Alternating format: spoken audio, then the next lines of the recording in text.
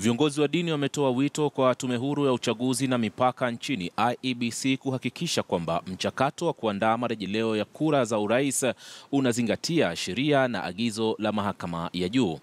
Wakizungumza walipowasilisha mapendekezo yao kwa tume hiyo, viongozi hao wakiongozwa na maaskofu William Abuka na Jona Obonyo walimtaka hasa mwenyekiti wa IEBC Wafula Chebukati kuwasikiza na kuwahusisha wadau wote katika utaratibu huo ili kuzuia pingamizi na mivutano inayoshuhudiwa.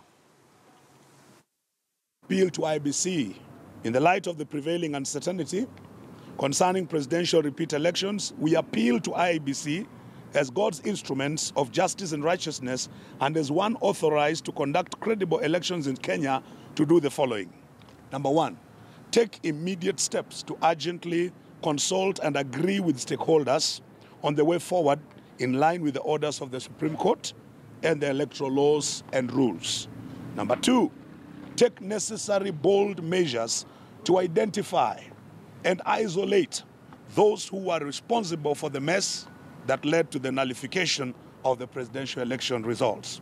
Number three, ensure that whatever interventions it is taking to correct the identified anomalies, it embraces stakeholders' participation that will enable the nation of Kenya to move together united and peaceful during and after the repeat presidential elections. The IEBC has not risen up to execute its mandate on time with the spirit of righteousness. So they have created room for everybody to jostle around them, thus creating unnecessary tension.